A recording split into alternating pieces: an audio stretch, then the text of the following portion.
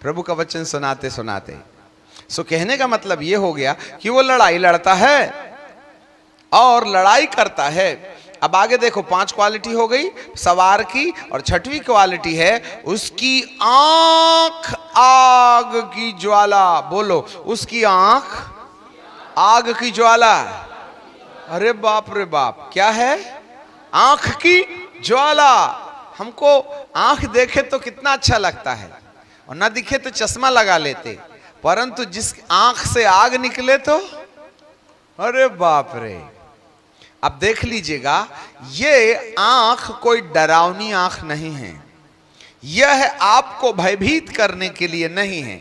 इसका miss translation मत कीजिएगा, वरन बारीकी से समझ जाए तब उंगली उठाना, नहीं तो मुंह में ताला लगा लेना और ठहरे रहना। इसका अर्थ क्या है समझने के लिए, उसकी आंख ज्वाला है, और ये 6 हो गए। और 7वां, उसके सिर पर बहुत से राजमुकुट हैं। बोलो, उसके सिर पर बहुत से राजमुकुट हैं। कौन से मुकुट हैं? कितने? सिर तो एक ही होता है ना, तो उसमें बहुत मुकुट कैसे रखोगे? यही तो प्रॉब्लम है। एक सिर और अनेक मुकुट है ना, एक सिर में अनेक मुकुट कैसे रख सकते हैं? यहां तो लिखा है बहुत से, वो भी समझाने के लिए 3-4 घंटे की क्लास लगानी पड़ेगी। बोलो तो शुरू करें, ठीक है ना। यहां लिखा है कि उसके सिर में बहुत से राजमुकुट हैं, और बहुत से राजमुकुट हैं, और उसका एक नाम लिखा है। कहां? और उसको छोड़ कोई नहीं जानता कि उसका नाम क्या है। कितने क्वालिटी हो गई? 7। अभी देखो, और लिखा है वह लहू से छिड़के हुए कपड़े पहना है। कपड़े कैसे हैं? हाँ, लहू वाले नहीं, उसके कपड़े जो है सूक्ष्म सनी के हैं, सन के समान चमकीले गोल्डन कलर के कपड़े हैं, परंतु उस कपड़े के ऊपर में ब्लड स्प्रिंकलिंग किया गया है, खून छिड़क दिया गया है। जैसे होली खेलते तो रंग छिड़कते ना, वैसे ही उसके कपड़े में खून छिड़का हुआ है। उसका नाम वो खुद जानता है, और उसको छोड़कर कोई उसका नाम नहीं जानता। इसलिए व्यक्ति का परिचय शुरू हो गया, अभी तक नाम का आता पता भी नहीं है। आगे चलो, यहां लिखता है उसको कोई नहीं जानता, और वह लहू के छिड़के हुए कपड़े पहने हैं। उसका नाम परमेश्वर का वचन है। अब ऊपर कहता है उसका नाम कोई नहीं जानता, फिर नीचे लिखता है उसका नाम परमेश्वर का वचन है। इसका मतलब जिसे आप परमेश्वर का वचन नाम से जान रहे हो, वो एक व्यक्ति है। The word of God is a divine heavenly personality. Hey, 70 रुपए की किताब मत समझना, ये आदमी है, आदमी नहीं बोले उसको, व्यक्ति है, व्यक्ति। He is a divine person, और इस डिवाइन पर्सन की क्वालिटी ये है कि वो सत्य है, वो विश्वास योग्य है, वो धर्मी है, वो न्याय करता है, वो लड़ता है, उसकी आंख ज्वाला है, वह कई राजमुकुट पहने हैं।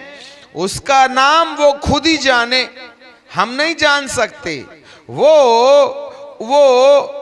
उसको छोड़ कोई नहीं जानता, और उसका नाम परमेश्वर का वचन है।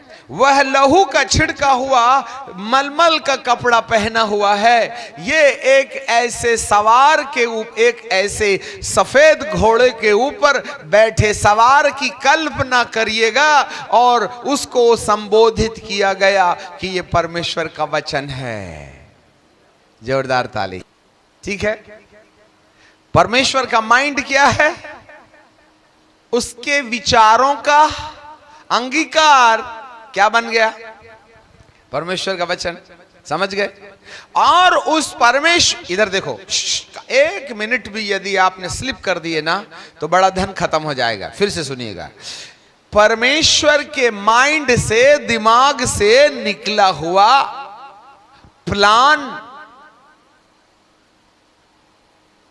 परमेश्वर के दिमाग से निकली हुई योजना, परमेश्वर के दिमाग में बना हुआ हृदय, यह वह व्यक्ति है जो श्वेत घोड़े पर विश्वास योग्य, सत्य, धर्म से न्याय करने वाला, लड़ाई लड़ने वाला, आंख मानो ज्वाला है,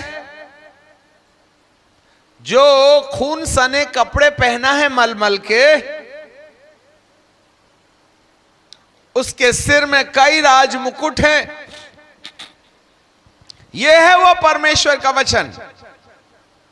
लिसन मी केयरफुली। यह है वो परमेश्वर का वचन जो परमेश्वर कहता है प्रकाश हो जा। वैसे ही परमेश्वर के उस स्पिरिचुअल फॉर्म में से, परमेश्वर की आत्मा में से, परमेश्वर के विराट उजियाले में से एक घोड़े पर बैठकर एक सवार निकल करके टक टक टक टक टक टक टक टक टक टक टक करके बाहर आ जाता है। हालेलुया। जरा कल्पना करो वो घोड़े पर सवार व्यक्ति की कितना फेरोशियस है, कितना खूबसूरत है। वाह, कितने मुकुट पहना है, राज मुकुट हैं, राज करने वाले मुकुट, एक नहीं बहुत। इसका मतलब ये इस वचन को किसी एक देश का राजा ना समझना कि ये लंदन के लिए है, ये पाकिस्तानी के लिए है, ये हिंदुस्तानी के लिए है, ये अमेरिकन लोगों के लिए है, ये यहूदी लोगों के लिए है। परमेश्वर का वचन देश की सीमाओं, भाषाओं, धर्मों, सिद्धांतों, रंगों और भाषाओं के आधार पर विभाजित नहीं किया जा सकता। इसलिए एक सिर में कई राज मुकुट पहनने से वो प्रमाणित करता है कि मैं धरती के अंदर मानव की अज्ञानता और ओछेपन से, देश की सीमाओं, भाषाओं की सीमाओं, धर्म की सीमाओं से जो मानव को और राज्य को विभाजित कर दिया गया है, उन सब विभाजित मानव के लिए मैं अकेला एक वचन मात्र हूं जो सारे राज्यों का मुकुट अपने सिर के ऊपर पहने हुए हैं। ए भाई साहब, तुम ये बोलो मैं नहीं मानता, तो तुम्हें बुद्धिमानों की लिस्ट में नहीं रखा जा सकता। परमेश्वर का जो वचन है वो हर इंसान के लिए है, सारे देश के लिए है, सारी सीमाओं के लिए है, और वो महिमावान मुकुट उसने अपने सिर में पहन के रखा है। Hallelujah. Oh, the word of God is a divine person who is riding in a white horse. अब आप जब कभी भी ना वचन बोले तो सफेद घोड़े में बैठे सवार की कल्पना करना, और इतनी ढेर सारी जो 8 क्वालिटीज उसके साथ में हैं उसको गौर करना। ठीक है, वही वचन हमसे बात करने के लिए धरती पर उतर के चला आया। Praise the lord. ओह, मरियम बिचारी ऐसे थी, एक सफेद स्वर्गदूत आया, सफेद स्वर्गदूत कहने लगा सलाम बीबी। तब मरियम ने कहा हे प्रभु। तो स्वर्गदूत ने बोला सुनो, परमेश्वर का उद्धार, परमेश्वर का अनुग्रह तुझ पर है, तू एक बेटा जन्म देगी, उसका नाम यीशु रखना। तब मरियम ने कहा बाप रे बाप, तुम क्या बोल रहे हो, अभी तो मांगनी की बात चल रही है, शादी तो हुई नहीं, मैं कैसे मां बनूंगी। तब स्वर्गदूत ने कहा परम प्रधान परमेश्वर की आत्मा तुझ पर साया करेगी और उसकी सामर्थ्य तुझ पर प्रवेश करेगी। मरियम यदि इस समय ऐसा कहती, अरे फालतू की बात मत करो, ये दुनिया मेरे को क्या बोलेगी, शादी के पहले बच्चा, कौन मुझे स्वीकार करेगा, एक तो होने वाला पति भी मेरा ना क्या बोलेगा, होने वाली शादी को भी तोड़ देगा। आखिर चल वही रहा था यूसुफ के अंदर में। बाइबल के जानकारों को मालूम है, पढ़ पढ़ सुनाकर आपका समय खराब करने के लिए हमारे पास वक्त नहीं है, कुछ तुम्हें भी मेहनत करनी पड़ेगी। तो वहां पर स्वर्गदूत ने मरियम से कहा, हे मरियम तू धन है। लूका रचित सुसमाचार उसका पहला अध्याय 31 पद, देख तू गर्भवती होगी और तेरे एक पुत्र उत्पन्न होगा, उसका तू नाम यीशु रखना, वह महान और परम प्रधान का पुत्र कहलाएगा। परमेश्वर उसके पिता दाऊद का सिंहासन उसको देगा। आगे 35वें पद में स्वर्गदूत मरियम 34 में मरियम ने स्वर्गदूत से कहा, यह क्यों कर होगा, मैं तो पुरुष को जानती नहीं।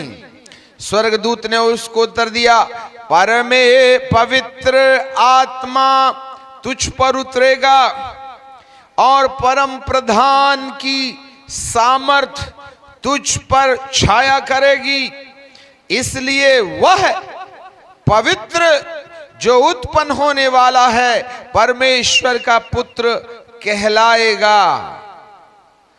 37 पद, क्योंकि जो वचन परमेश्वर की ओर से होता है वह प्रभावशाली होता है।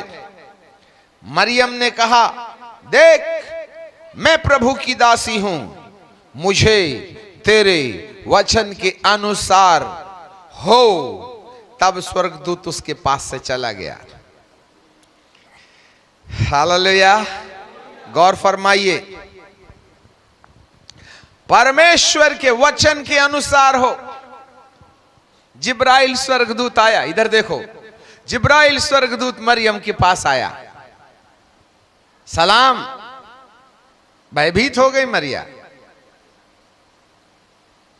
परमेश्वर यूहन्ना रचित सुसमाचार और उसका पहला अध्याय और उसके 14वें पद में हमें इस प्रकार से बाइबल हमें बताती है कि यूहन्ना 1:14, ये सब एक साथ जुड़े हुए पद हैं जो एक दूसरे को प्रूव करते हैं। जरा पढ़िए, किसी को मिल गया तो। आदि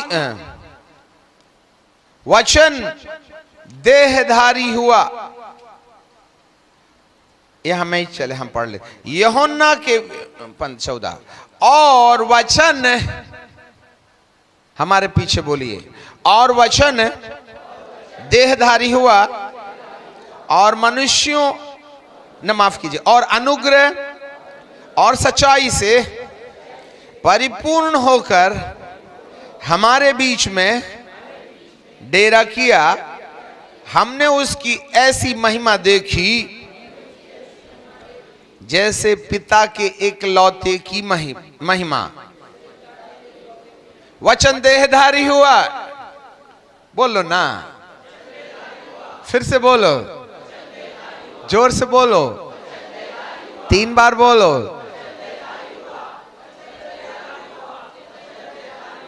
वचन, वचन क्या है? Thought of God. वचन क्या है? सफेद घोड़े पर बैठा हुआ सवार। कहां से आया? परमेश्वर के तेज से बाहर आया। उसको पकड़ के कौन लाया? जिब्राइल बाबा। किसके पास आए? मरियम के पास। और क्या बोले? हे मरिया, तू धन है। जिब्राइल के होठों से निकलने वाले शब्द वचन नहीं है। उसके बाजू में सफेद घोड़े में कोई खड़ा है। हेलो, जरा सुनो तो। जब जिब्राइल बाबा वहां खड़े थे, परमेश्वर ने कहा, जा रे बाबा, ये वचन मरियम को देखे आ जा। तो वचन बोले तो जिब्राइल बाबा के साथ एक घोड़ा खड़बस से खड़बस से खड़बस से खड़बस से दौड़ते हुए चला आ रहा है। ठीक है, इधर जिब्राइल खड़ा हुआ, इधर बाजू में ना वो क्या बोलते हैं सफेद घोड़े पर सवार, जिसकी क्वालिटी आपने पढ़ ली थी ना, बाजू में खड़ा मरियम को झांक रहा है ऐसा करके। एक बार चांस पर दे, अंदर आ जाऊंगा। हाँ ठीक है। तब उसने कहा रे मेरी तो शादी भी नहीं हुई। तो बोले परम प्रधान परमेश्वर की आत्मा तुझ पर साया करेगी और परम प्रधान की शक्ति तुझ पर नाजिल हो जाएगी और तेरे द्वारा जो पुत्र उत्पन्न होगा उसका नाम यीशु रखना। ये तो सुन लिया वचन उसने, जरा पिन पॉइंट सुनिएगा। ये तो सुन लिया वचन उसने। इस वचन को सुनने के बाद मरिया के दिमाग में कुछ उथल पुथल हो रही है। इज्जत और बेइज्जत का सवाल है। बिना शादी की संतान पैदा करना समाज के लिए एक कठिन गवाही है, परंतु उसने कहा स्वर्गदूत ने कि परमेश्वर के होठों से निकले हुए वचन निरर्थक नहीं होते हैं। हेलो, जरा सुनिएगा। तब मरियम ने कहा, हे प्रभु, तेरे वचन के अनुसार मेरे साथ हो। मतलब उसने क्या कर दिया? सरेंडर कर दिया, स्वीकार कर लिया, उसने विश्वास कर लिया। और ज्यों ही विश्वास किया, लिसन मी, ज्यों ही विश्वास किया वैसे ही ये सफेद घोड़े में बैठा हुआ सवार खड़बस खड़बस खड़बस करके उसकी कोख के अंदर चला आया है, एक छोटे सा बीज बन के। उसको समझ में नहीं लगा ये 30 किलो की 36 नहीं हो गई। स्पिरिचुअल रलम है ये सब कुछ, याद रखिएगा। उसका वेट नहीं बढ़ गया रे बाबा, वो एज इट इज है, परंतु उसको कुछ समझ नहीं आ रहा है। वो तो 4-6 महीने के बाद में गुड़गुड़ गुड़गुड़ हुआ होगा, तब कुछ समझ में हो गया। तो कुछ तो गड़बड़ लगता रे बाबा, समझ में आ गई। शारीरिक थी, 4th डायमेंशन की बात कहां से समझे? उसकी अकल हमारे समान आदम की हेरिडिटरी के शिकार थी, कहां से समझ में आ जाएगा मरिया को? अरे मूसा की आज्ञा मान के ही ना वह आज्ञाकारी थी, कोई आदम के गुनाह से अलग तो थी नहीं। उसकी अकल में भी हमारे समान पत्थर पड़े थे। उसको तो शरीर पैदा करने से फुर्सत थी, बाकी और कुछ थोड़ा ही समझता था। परंतु क्या मालूम उस कोख के अंदर में एक घोड़े पर सवार एक छोटे से बीज के रूप में आ गए। वो था परमेश्वर का वचन। हालेलुया।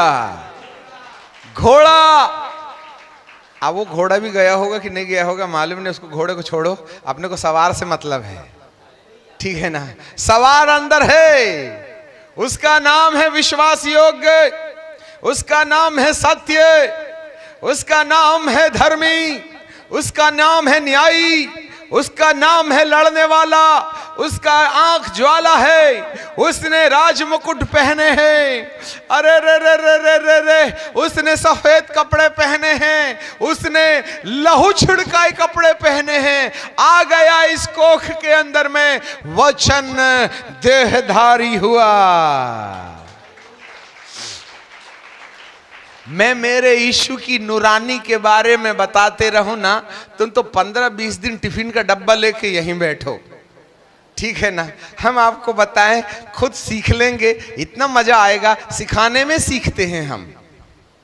ओ, जिसको तुमने क्रूस पर ठोक दिया ना, जिसको तुम आसानी से गले में लटका लिए ना, जिसकी फोटो तुमने नीली नीली पीली सॉल डाल के पत्थर के ऊपर ऐसा हाथ रख के प्रार्थना करने की पिक्चर जो है ना, अपनी दरवाजे की ऊपर वाली चौखट पर लगा रखी है ना, वो नहीं है जिसको तुम चित्र में देखते हो। वो कुछ और है। भौतिक संसार में तुम्हें दिखाई नहीं देता, तुम्हें तो शारीरिक यीशु से मतलब है, जबकि यीशु का कोई कनेक्शन है ही नहीं। वो तो मसीहा को प्रकट करने के लिए आया है। यीशु और मसीहा में आसमान जमीन का अंतर है, पर यीशु के द्वारा ही मसीहा प्रकट होते हैं। वचन देहधारी हुआ। अरे वही वचन है जिसको कहा प्रकाश हो जा, परमेश्वर के अंदर से एक घोड़ा निकला, उसमें एक सवार गया, उसने यूं यूं यूं यूं किया तो प्रकाश हो गया। परमेश्वर ने कहा पृथ्वी एक तरफ सिमट जाए, पानी एक तरफ आ जाए, बूम करके कुछ हुआ, समुद्र बन गया एक तरफ और सूखी भूमि निकल आई। ये सफेद घोड़े की कमाल है। अब वो ही कमाल करने वाला घोड़ा आज मरियम के कोख के अंदर आ गया है। वही सवार आज मरियम के कोख में है, जिसने आकाश और पृथ्वी बनाई।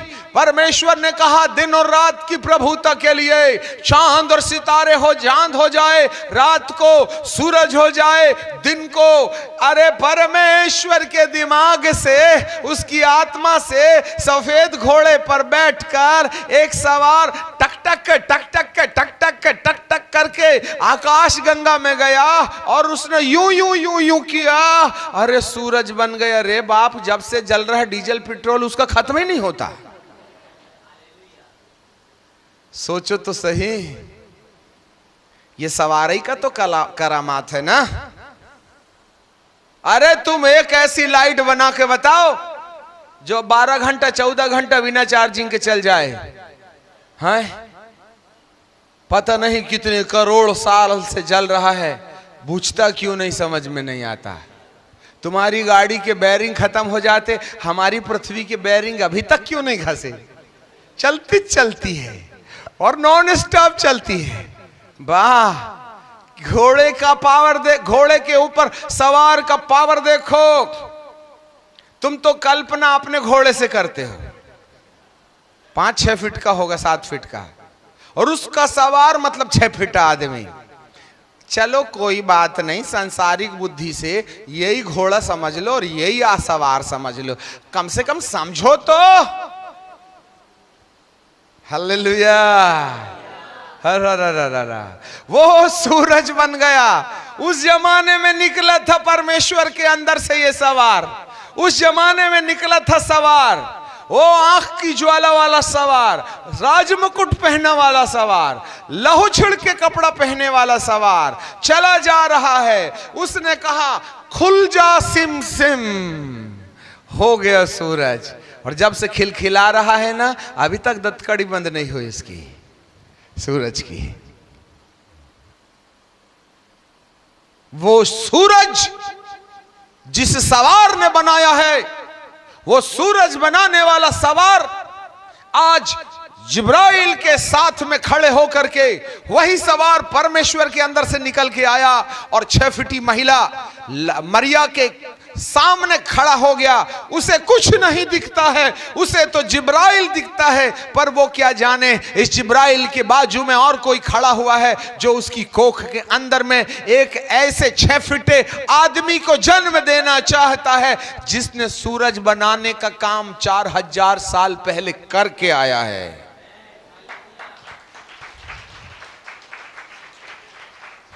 अरे फुसकी ताली बजाते हो तुम लोग।